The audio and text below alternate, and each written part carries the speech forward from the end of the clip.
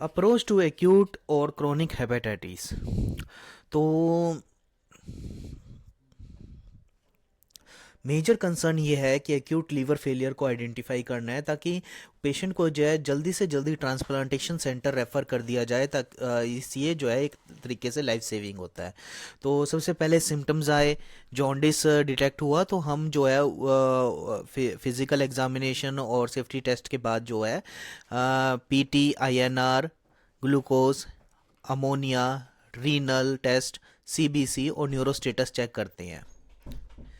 ये जो है ये सिंथेटिक लीवर सिंथेटिक फंक्शन को जांच करते हैं। अगर लीवर सिंथेटिक फंक्शन जो है अब डिसफंक्शन आ गया, नॉर्मल अब नॉर्मल आ गया है, तो उन्हें ट्रांसप्लांटेशन सेंटर में रेफ़र कर देते हैं। कौन कौन से टेस्ट हैं? PT, INR, glucose, ammonia, renal test, CBC और न्यूरोस्टेटस। और अगर नहीं है, मतलब नॉर्मल आए हैं, तो फिर उसके बाद जो है हम क्रोनिक लीवर डिजीज़ के एविडेंस को चेक करते हैं और वायरल सीरोलॉजीज कराते हैं। Evidence of chronic liver disease क्या है? असाइड्स की presence, varices, hepatosplenomegaly, spider angiomas, clubbing और फेलियर टू थ्राइव।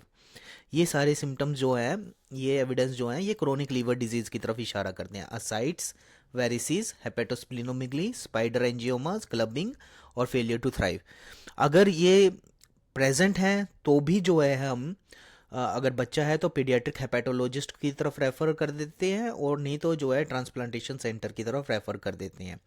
और अगर नहीं है तो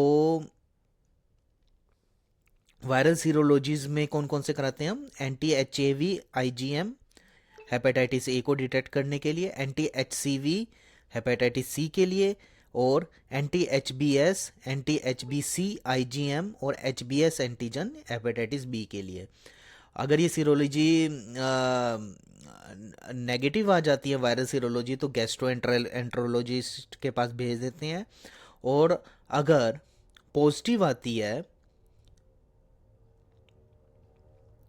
और क्रोनिक लीवर डिजीज के एविडेंस नेगेटिव आते हैं, तो उसके बाद जो है इनका जो है इंडिविजुअल, जैसे हेपेटाइटिस सी वायरस का ट्रीटमेंट, जो कि यूनिवर्सल प्रिकॉशंस और पीडियाट्रिक गैस्ट्रोएंट्रोलॉजिस्ट को रेफ़र कर देते हैं।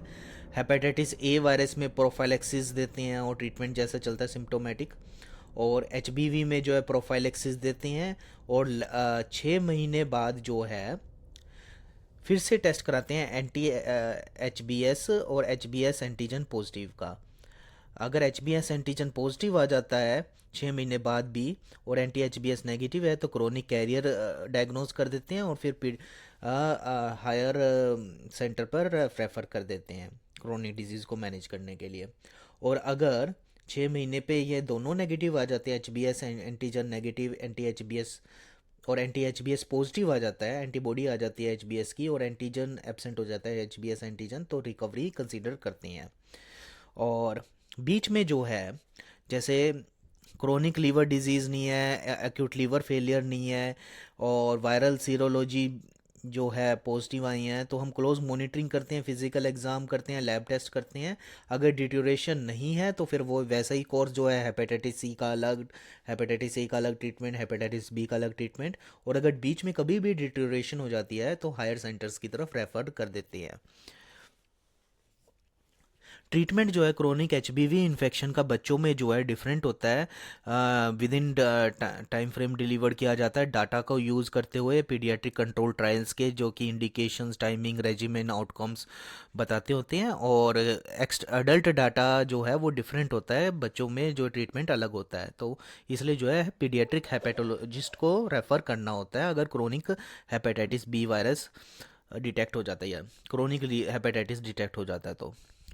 और जो भी क्रोनिक वायरल हेपेटाइटिस के पेशेंट होते हैं, फर्दर इंजरी ना हो लीवर को, एचएवी और एचबीवी वैक्सीन दी जाती हैं। अल्कोहल कंजम्पशन को अवॉइड किया जाता है, ओबेसिटी को कंट्रोल किया जाता है, और नई मेडिकेशन या नॉन प्रिस्क्रिप्शन ड्रग्स और हर्बल मेडिकेशंस बिल्कुल बहुत ध्यान से लेनी होती है अगर ले रहे हैं तो। ये क्रोनिक हेपेटाइटिस जो है एक स्टिग्मेटाइजिंग डिजीज़ है बच्चों के लिए और उनकी फैमिली के लिए। फिजिशियन को जो है प्रोएक्टिव एडवोकेसी करनी होती है, अप्रोप्रिएट सपोर्ट देना होता है उन्हें, और ऑनलाइन रिसोर्सेज के बारे में बताना होता है, और एजुकेशन करनी होती है अब for their social circle.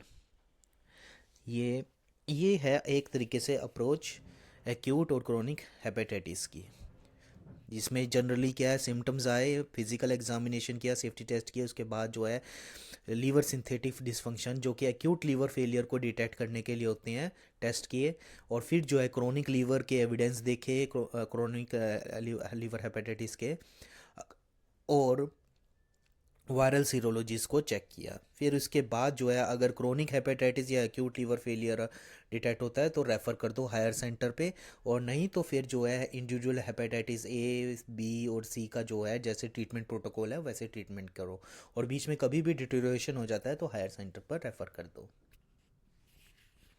Thank you.